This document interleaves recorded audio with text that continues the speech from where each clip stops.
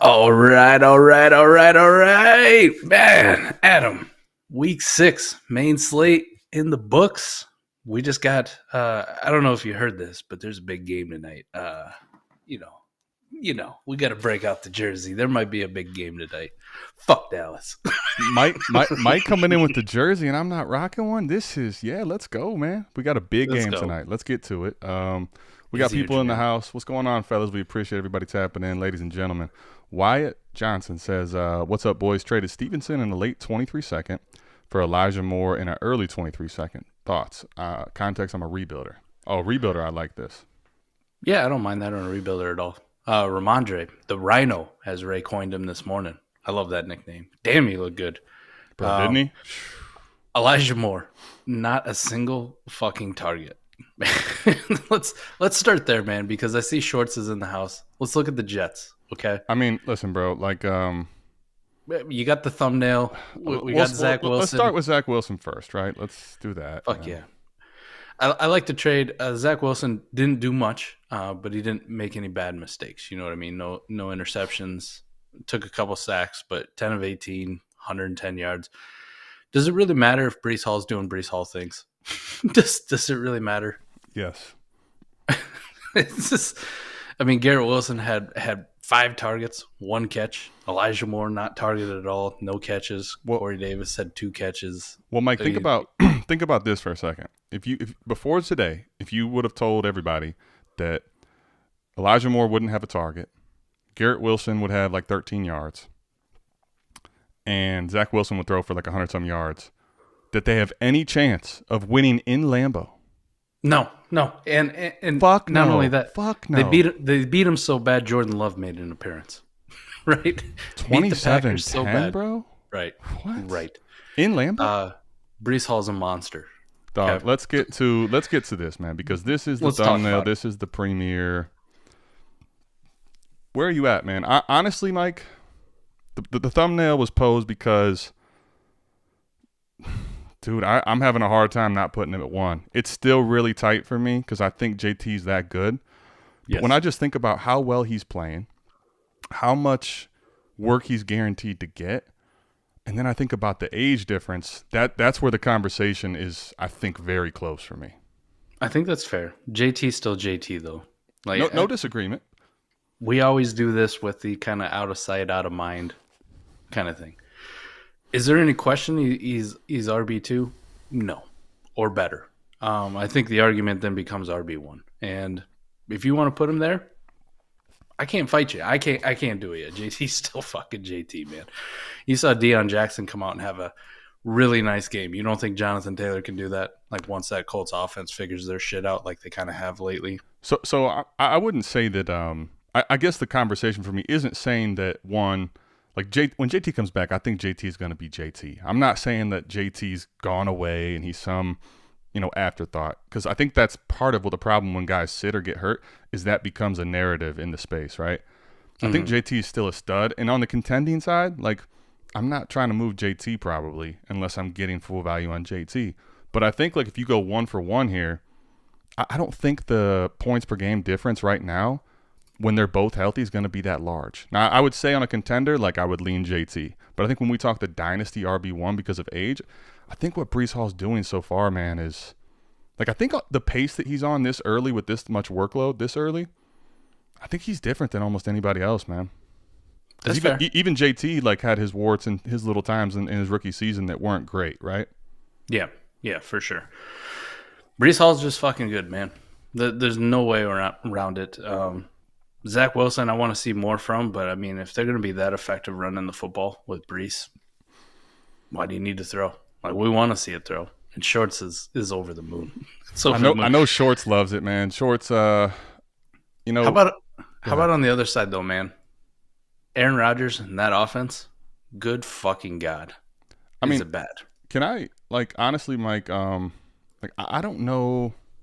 With the 1 o'clocks, I'm either watching 2 of the games or the red zone, right? And the reality with the Packers was I didn't see much of them anywhere because I had other games on and they weren't in the red zone a whole lot.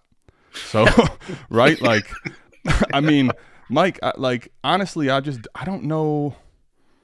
like who to be excited for right now in this offense. It's not Aaron Jones. It's not A.J. Dillon. It's not Aaron Rodgers if he's going to be like this. It's not Lazard. Like, who is it? I don't know, man. They're all just kind of – any one of these guys is going to disappoint you, it seems like, every single week. You can't rely on any of them. Aaron Jones, we were drafting as an RB1, barely can make RB2 status. 9 for 19, Adam. And 3 catches for 25 yards on 4 targets. He's killing me in a game they trailed. Man. A game they were losing. That was the Aaron Jones usage. Like, why? And then you're like, well, maybe A.J. Dillon had a good game. 10 for 41. 4 catches, 11 yards. Nobody had a good game. Bob Tunyon had a good game. How about that? 10 for 90. I think we told people on Start Sit to just sit Tunyon. We clowned the shit out of Bob Tunyon, and look what happened. Look what happened on cue. All right, here, because I knew Dynasty Alex was going to have issue with probably the Swift thing. Swift's enjoying the bye week, lacing up his ones and chuckling at this thumbnail. Appreciate it, Alex. But yeah, I mean, listen, I think Swift is somebody that I was, trying to buy on my contenders if I had the ability to with depth. Yeah. But, I think when he comes back, he's going to be fine. I think the Lions' offense is going to be really good at times. Hoodie's got his number, but overall, I think they're going to be good. But the problem is he's not healthy enough. And honestly, Breece Hall's smashing. Like, honestly, Mike, like what right now can you say that Breece Hall's not doing? He's good on the contending side. He's young. He's getting snap share. He's getting touchdowns. Like, what do you need more out of Breece Hall? Honestly, you'd want a better offense, right? A historically better offense. That's it's fair. Still the Jets. We still have reservations about the Jets. That's fair. We still have some reservations about the quarterback, right? Even though I like Zach Wilson a lot, man. But again, you can see like there's still some issues. I think that's pretty much where it's at. I want to see what the conversation is if Breece Hall continues to smash and the other 2 guys come back and play the way that we've seen them play for years. And then it not be so, it's easy to do when they're out of sight, out of mind. You know what I mean? Let's have an honest conversation when everybody's back doing their thing. Because what if Breece goes out for a week or 2? He kind of becomes out of mind, out of sight, and, sure. And people go like, "Oh, I can't believe you guys ever faded Jonathan Taylor." I see what happens, man. It's the way Dynasty is the way fantasy football goes. Sure, I'm just saying that for Breece Hall, like this is not supposed to be a knock on JT, and I'm not saying that JT shouldn't still be in the RB1 conversation overall. My point is that really, there's nothing to knock on Breece Hall. It's just you're saying that JT's better, and that's fine. You can still do that, I think. I think that's fine if you believe that. But I'm just saying that Breece right now is doing everything that you could possibly expect him to do, and probably more. That's fair.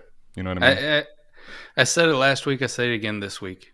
This is why I like tiers, and there's no doubt in my mind. At least you can put Breece Hall in the elite tier of running back. Okay, good, because you know what? That's probably the reality is instead of trying to pick one or the other, like they're in the tier that is the top end right now. I think that this is Swift like Mahomes, goes to the next one. This is like Mahomes, Allen, Herbert. Right. Fair. Doesn't that's a good fucking point. matter. Good point. Pick one you like. And that's why I still left. You got. That's why I still left the question mark. It wasn't a statement. It was a conversation. That's good, man. Hey, we got to talk about it. I called it this morning. I got to take my victory lap because I don't have too many this year. All fucking right. Antonio Gibson. Juju Smith-Schuster, baby. Stand up. God what damn is up? It. All right. What is up, Juju? You know, I knew, like, in my back of my mind, I'm like, Juju ain't nothing. But you know what? I'm, like, leaving that conversation thinking, if he does pop, like, I have to live this down. And all I have to do is live shit down. So you know what? Let's do it one more time. Juju balled, man. Mike called it. Mike Will made it. Fuck. He looked good, man. He had a couple really big plays, too. Yes, huge plays. It just kind of felt like a game where he was going to need to be a big part of the offense, right? Yeah. You can do the Mecole Hardman shit all you want. You could do the Marquez Valdez-Scantling shit all you want. The fact is Juju's the best receiver on that team. Yeah. And it's not relatively close. Correct. Sky Moore ain't it yet. Not saying he can't be, just not yet. It's Travis Kelce. They need a second option when you're going up against a team like the Bills. So I just kind of felt like Juju had to step up, and he did. And it was good to see Patrick trust him and him make some big plays. Now, looking like wide receiver 6 on the week, by the way. So great call. Will he continue this for the rest of the year? I don't see it. To be determined, right? I'm not going to go that far. Well, I think what's nice though, Mike, is what I think it's proven now is he is a boomer bust, because before this it was just looking like the bust, right? And now you are seeing that he still can be the wide receiver one, maybe not over Kelsey, but the number one wide receiver in this offense with Mahomes, which, listen, man, especially in best ball, like week in and week out, that's someone that can really matter. And I wasn't sure that existed before. Clyde Edwards-Helaire is still garbage. Breaking news. Well, see, don't know if anyone, Mike, this is thought differently. But. This is what we like. It was just getting crazy because the usage and the way he was scoring and the points he was scoring, they were not in any way sustainable. But they happened 4 weeks in a row, 5 weeks in a row. So it's like no one wants to listen. Now it's like, okay, 9 carries, 33 yards, no catches. How does that fucking taste? Yeah. Like that's what's going to happen when you have the usage he has. I'm not saying he's not worth rostering or he's not someone that you can have on teams, but like this is the reality of what the floor is when you have a usage rate of he does. Stephon Diggs, we know what he is. Massive game for him. Yeah, he's just. I didn't get any of the Bills done because I didn't have enough time to get them all done. But Stephon Diggs is Stephon Diggs. Josh Allen's still really good. Josh Allen, we know he's good. Gabe Davis is who we thought he was, and we talk about all the time, right? Like he's nothing more than maybe a wide receiver 2 or 3 in the lineup. I do have him. I forgot I did him last week. Right? Like he can just make those huge, gigantic plays, but it's not anything you can really rely on. Dawson Knox, I still regret having so many shares of Dawson Knox. He's fucking horrible. I just saw this Cody says, imagine getting clowned for trading Elijah Moore for Devin Singletary. Devin Singletary, I do owe him an apology. He's better than I thought he was. Yes, he is. Yes, he is. But it still remains that he's also going to have horrible weeks, like last week. In case you forgot, Cody, 5 fucking points. Yeah, so. he's going to be boom or bust. But Elijah Moore right now doesn't have any boom. He's just bust. Listen, I'd much rather have Devin Singletary than Clyde Edwards-Helaire. So at least I know what Devin Singletary's role is. I don't know if James Cook's ever going to happen, man. I'm still going to hold out hope, but 2 carries, bro. Listen, man, I'm going to – this is not a victory lap, but I do want to say this is why I didn't have much of James Cook, if any. And the only couple I drafted, I traded, is because we've done this before, talking about CEH, where a running back gets a landing spot that makes everybody super excited. And like I'd never really believed that much in the talent of James Cook, honestly. Like when we talked before the draft, Mike, you and I were not huge proponents of James Cook. Like we were a little bit excited, right? He could pass catch, but he's not a great runner. And he's pass catch. He was explosive. He just wasn't very good on contact. Can't break tackles, after right? Contact, right? Yes. Can't break tackles. Doesn't stay up. That kind of thing. Sure. Obviously, not the size to be an inside every down runner. Exactly. I kind of got sucked in, man. I still believe in the talent, and if they figure out a way to use him correctly, and they stop trying to make Isaiah McKenzie a thing, sure, as we saw, and maybe use James Cook a little bit more in that role, maybe we'll have some hope. But it's not looking good, man. I'm getting ready to take an L for sure. Yeah, I mean the point really is though, and I'm with you. I'm not saying James Cook's like. I'm not out on him now. I just think he's probably more appropriately valued below some of those receivers that he was kind of getting pushed up ahead of. I think there's better days ahead. They use a 2nd-round pick on him, but they don't need him right now, and I think that's kind of why we're seeing what we're seeing out of him. Our boy Jay, let's get to Jay's question, man. Najee and Pitts revival. Let's start with let's talk about Pittsburgh, Mike. You want to talk about them? Yeah, let's go ahead and talk about Pittsburgh. Najee revival. No, man. I mean, he scored a touchdown, still only got you 12 fantasy points. Yeah, I mean, I wouldn't call it a revival. I would say that, like, it's possible for him to score still. Yeah. But, like, here's the thing. Like, if 12 is his ceiling, like, how good do you feel about playing him ever? Not that great. There'll be better weeks ahead, right? I think as he gets a little bit more healthy with Kenny Pickett, hopefully he's okay from the concussion. It's not a serious thing. I think, though, like this offense kind of is what it is. Really does suck, though, man. Yeah, the offense kind of is what it is. It is what it is with that offensive line. Now, like his long-term future, I'm not panicked about it. Right? We like to think multiple years out and that kind of stuff. Mm-hmm. I think he'll be fine for next year. We kind of talked a little bit about in Heisman chat where, it's not the worst thing to me Like if you're buying Najee on a rebuilder and you're gonna look and see what he can do next year. Right. This year, if you're a contender, man, you can't really rely on him. But what are you gonna do? Like, what are you gonna get for him that's gonna be worthwhile to really help you win? In best ball, maybe a bunch of turds like Ben did. Like you're not gonna get anything reasonable for Najee's value. It's just not gonna happen. You know. So I mean, he's kind of just a hold, right? We still believe in the talent. The offense kind of is what it is. I don't know if it's a revival. Kyle Pitts, kind of same thing. You look at that Marcus Mariota, man, just killing Pitts, killing London. Arthur Smith hates them both. Dude, it's gross. I'll be honest, disgusting. Man. Pitts and London, best ball. Outside of that, like this year, you can't feel good. Lineup, like. You know, early when he catches the touchdown and he had a couple looks early, you're thinking, all right, like maybe what's he end up with? 3 catches, 19 yards, fucking a touchdown. Like that's his second touchdown, right? Like it's not something you're going to look to replicate with the usage right now. It's not going to happen this year, man. I hate to say it. It's just not. Well, Pickett looked fine when he was in there before the concussion. Mitch looked okay when he came in. So speaking of which, like, I mean, George Pickens, right? He is what he is, man. He's like, not someone that really is going to take. I think he's still going to be good. I love him in Dynasty, but I think like on the contending side, you got to be really careful about thinking he's going to be a week in and week out starter for you. That's a trap that we seem to fall into every single year, and you and I both vowed not to do that this year. It was one of the things that we've seen and learned, but last year, because in so many leagues we saw it so much, we're like, listen, this is one of the things we have to work on and stop doing. I mean, Chase Claypool was a fucking thing today, which is great for those of you who still hold Chase Claypool. Enjoy your week you got out of him. If you're in a best ball league, if you're in a lineup, there's no way you started him. At least I hope not. And, go put him on the trade block. Tell everybody Mapletron is back. I don't know.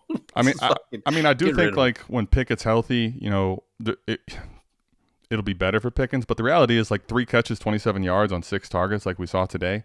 Yeah, that's in the range of outcomes for Pickens every single week, man. You have to be real about that, right? Yep. And same thing with Deontay. I think, like, listen, Deontay's going to catch a bunch of balls. He's going to get a bunch of targets, but I don't know, man. It's just he doesn't have the fucking ceiling that we saw last year, I don't think, right now, man. He just doesn't, On the other side, man, Chris Godwin, you guys truthers can stand up. I mean, it's taken a little bit, but he looked good. He got peppered with targets. It's nice to see Chris Godwin back. We just like fantasy things. Mike Evans, he's known to have some games like this. If you've had a lot of Mike Evans over the years, you kind of know this is going to happen every now and then. But the one narrative I want to put to bed is this whole Rachaad White thing. Like, I like Rachaad White, right? You and I were both high on him. Mm-hmm. He's got his moments, but any talk about Leonard Fournette's death has been far exaggerated. Exaggerated. Lenny out here with 27 touches. So 27 touches to Rachaad White's 6? Yeah, 5? I mean, dude, it's sorry. He had a couple nice little catches, right? But yes, I mean, what are you really expecting out of Rachaad White if this is the way they're using both these guys, right? Like, what can you truly expect? You just can't. For sure, man. Do you want to touch on your Browns, or we just want to skip over that one? Other than the Rhino, just stop disrespecting Leonard. All right, y'all just stop it. Fat Lenny, Uncle Lenny, whatever you want to fucking call him, just put some damn respect on him. Stop disrespecting left tackle Lenny. Listen, I honestly shout out to Eric for that one. I don't have a single Brown, a single Patriot because Mike, I just can't. Good. I knew for a fact that Belichick is gonna just fucking outcoach Stefanski. I just didn't think it was going to come on the back of 34 completions and 300 yards for Bailey Zappi. And the Browns, man, as a team, it just ain't happening. Like when Watson gets back, it doesn't matter. They're not going to be in the playoff race. I think New England, like I think this if anything should be exciting for Mac Jones. Like when he comes back, I think that he's going to be someone that's pretty good. Jacoby Myers, like I think I did actually do a Jacoby Myers, so let me get him up. But he's always good, man. He needs to stop being disrespected. And I think I decided to put someone else ahead of him in the start sit. So joke's on me on that one. Put some damn respect on the kid's name. Jacoby Myers he just isn't sexy, but he's someone that you can always play, and you should be relying on in best ball a lot. He's like Amon-Ra before Amon-Ra, right? He's just good at football. Yeah, maybe not as explosive as Amon-Ra, doesn't have the same draft capital because Jacoby was undrafted, but he's just good at football. I like Jacoby Myers, man. People need to stop disrespecting him. And how about the rookie, Tyquan Thornton, the one everybody disrespected because he came out of Baylor? Comes out of Baylor, runs fast. He's trash. Like, how do you do a recap show and analysis when nobody in the fucking world saw Tyquan Thornton coming like this, right? Like, what do you do? Great game from him. I mean, who saw Bailey Zappi throwing for 310, right? Like, it's just nobody. It's crazy, man. Nobody. That's what makes football wild. And look at me. But on the start sit, man, we had the question of Skylar Thompson or Bailey Zappi, and all three of you fucks went to Skylar Thompson, and your man here had the courage and the balls to say Bailey Zappi's the guy. Mike went against the grain, and it fucking now I look like the dummy. Fair enough. One. How did what did his stat line end up today, Tyquan Thornton? I know he went off, but it wasn't crazy, right? So he had 4 catches, 37 yards, and a touchdown. He also had that reverse. He took in 19-yard rushing the run, right? So he had essentially 2 touchdowns, 16 rushing yards, and 37 receiving. So nothing phenomenal, but it was good to see him get involved in. Especially for a lot of the leagues we do, Adam. You know how much best ball we had. Like you could get him in the third anytime you wanted, right? Dude, Tyquan Thornton was someone you could buy all the time. Nobody was highly. It didn't matter. Yeah, it didn't matter. You could get him put into deals a lot, and I think that's something, Mike. You know what? I know it's funny, and it's probably not he's not going to replicate that very often. 2 touchdowns, but I think this is another good example of where. Like, if I can get a guy like Tyquan Thornton thrown into a deal, in best ball, I need to start doing more of that where there's a deal kind of in place. But let me see if I can get a guy that has some value thrown into the deal as an extra little plus and a piece that can help you so that your bottom of the roster isn't so desolate. Adam, just think about it. As of where it stands right now, Tyquan Thornton's wide receiver 8 on the week. So. Exactly. And, Mike, who would have projected that? And that's what makes best ball strategy so much different, right? Because even if you had Tyquan Thornton in the lineup, no one in their right mind pressed the button on him today. Nobody. None.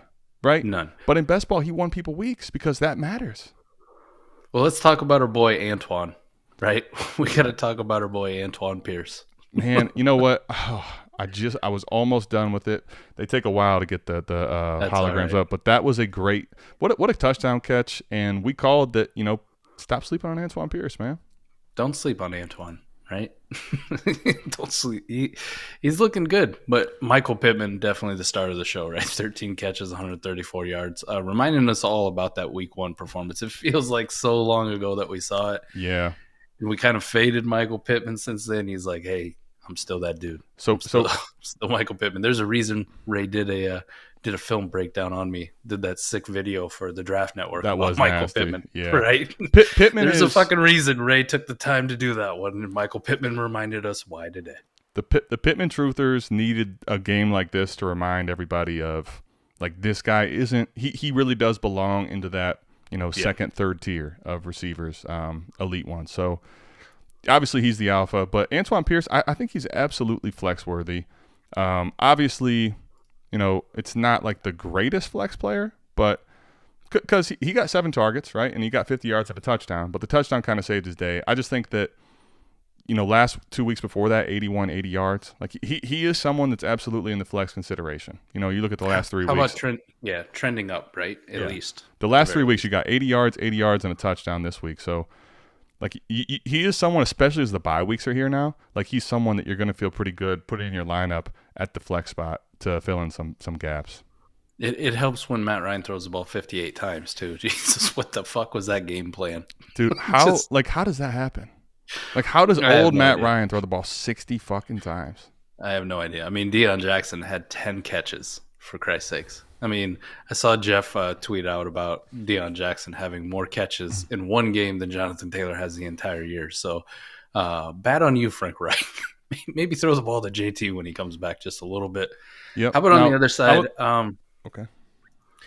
Trevor Lawrence, man. Not the greatest game. right? Kind of got saved by a nice touchdown drive. He did take care of the football, at least took some bad sacks and a couple rushing touchdowns.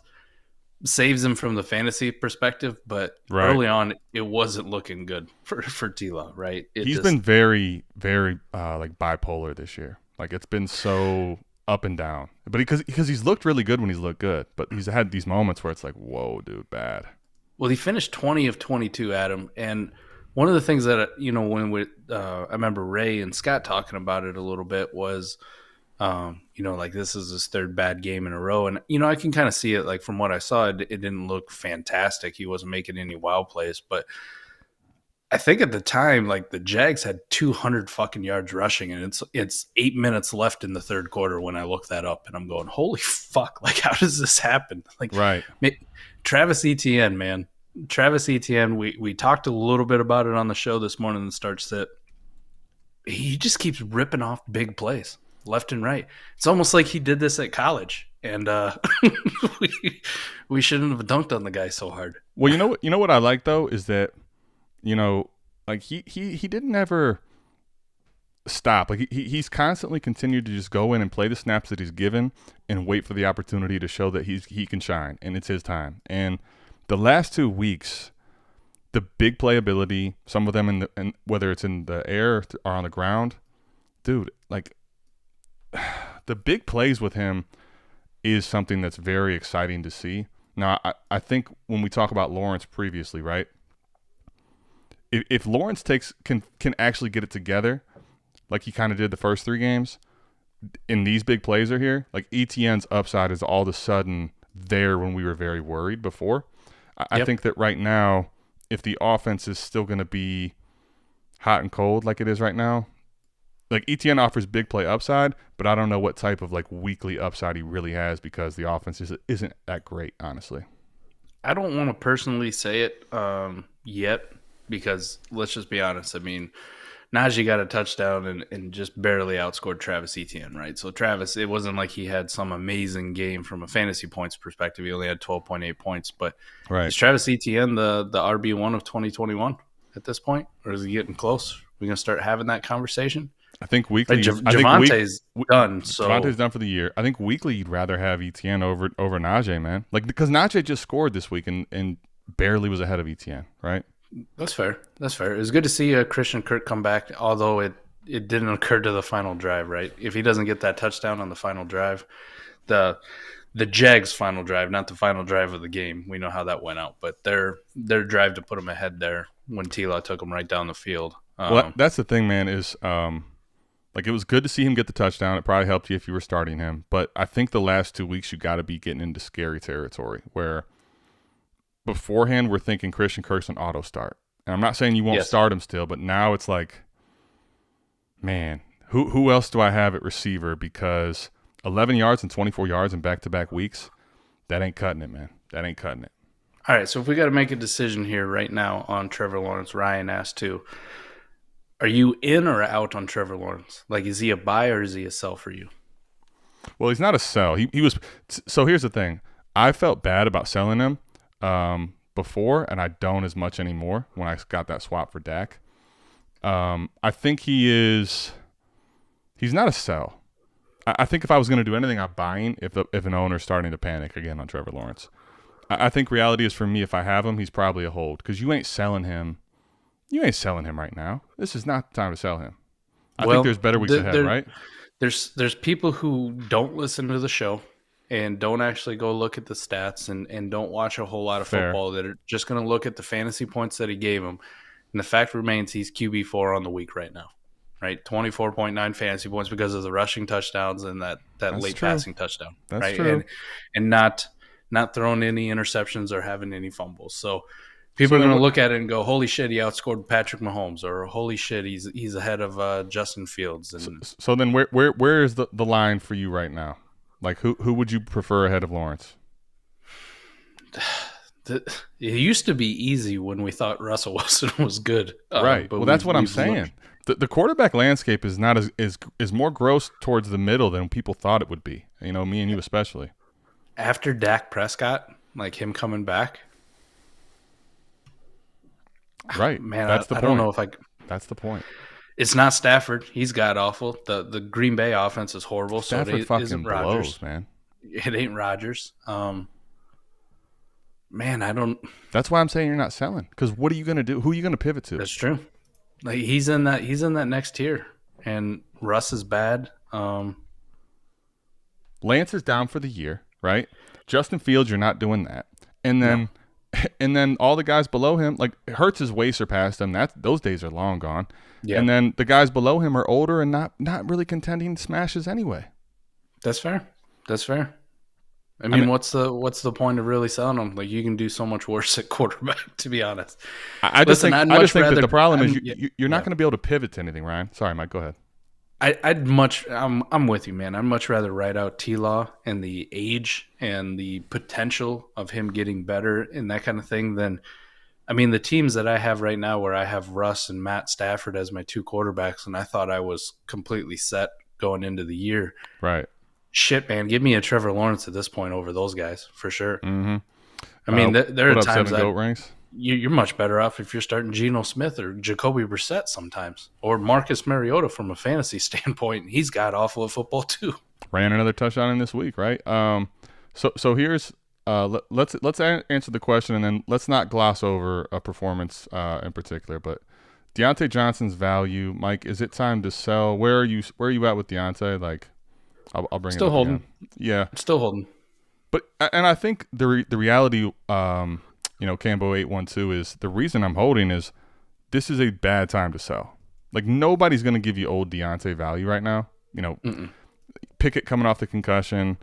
I mean, the crazy part is this. Like he is being peppered with targets still, right? Like outside of this week and the week 2 weeks ago, 13, 11, 10, and 12 targets. The targets are coming, but he has no like fantasy production that's really exciting to show you for it. So, like I think he's fine. I think his ceiling's not what it was last year, but you're not going to pivot to anything that's worth anything right now. Nobody's going to trade you a really good wide receiver or some player for Deontay Johnson. So I think you got to hold. All right, last recap we'll get into. Then we'll hit a couple questions. Yeah, let's do something real quick here, Mike. We can't gloss over the fact that this happened, right? We got to talk about it. He's back. It wasn't looking good though, right? I saw some people tweet out like all those Jamar Chase, like Alpha, T. Higgins kind of things, like weren't looking very good. I saw Nate List tweet out like it might have been in the first half, right? The Jamar Chase buy window is not a window anymore. It's something like a warehouse bay door. Oh man! At this point, I mean, I thought that was hilarious. It is hilarious. I love Nate List, but yeah, I mean, listen, this is probably the reality though with a guy like Jamar Chase is. And I think this is where in lineup, Mike, the strategy is different because you keep pressing the button on him, right? And he's not really in that 8 to 12 point range and half PPR. Like he's not losing you the week. He's not winning you the week. But this is the thing, right? Week 1 and week 6 here, those are winning you the week. Like he goes for 31, right? Yeah.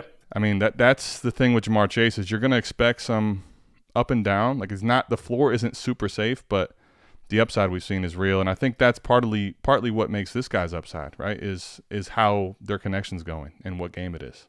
It drives it. He has some moments where he doesn't look like a good quarterback. Let's be honest here. He does. It's crazy, right? He has some moments where you're like, "What the fuck were you doing?" Right? The fact that he has Chase and he has T. Higgins though, and Tyler Boyd and Joe Mixon. Like the offensive line's getting a little bit better, right? They're starting to run the ball a little bit more. I don't know. Joe Burrow's still got to put up there because he has those weapons, right? It's kind of the same thing we had with Tua. Like if we like his weapons, why don't we like the quarterback? Well, kind of the same thing with Joe Burrow. But listen, man, with Joey B, he's going to have these explosive weeks. I'm also just kind of a fan of like maybe pivoting to something else and taking the plus on top. If somebody wanted to give me, some people have Joe Burrow over Kyler Murray. Well, that's fine. Well, give me a plus then. Give me anything. I'll go ahead and I'll stay within the same tier. Right. Or a guy that we talked about a little bit earlier coming back, Dak Prescott, right? If you want to give me a plus, to go to Joey Burrow, I'll just take Dak Prescott and move on with my life. I still want to stay in that tier, right? I'm not talking about going down to Trevor Lawrence. I'm not talking to going Aaron Rodgers or Russell Wilson. That gets a little questionable and scary, but I mean, Mike, let me ask you then when we go to Joe Mixon here, like, man, he got the touchdown, but eight rush attempts. I mean, I know this game called for that, but oh man, the touchdown kind of saved the day, right? Yeah, they only ran the ball 14 times total as a team, so right. So I mean, I know the situation called for it because of the game, but the problem is when they get in these shootouts, right? Samaje fucking Perine's on the field in a lot of these passing situations, what sucks. Like Joe Mixon needs a positive or a neutral game script to be good.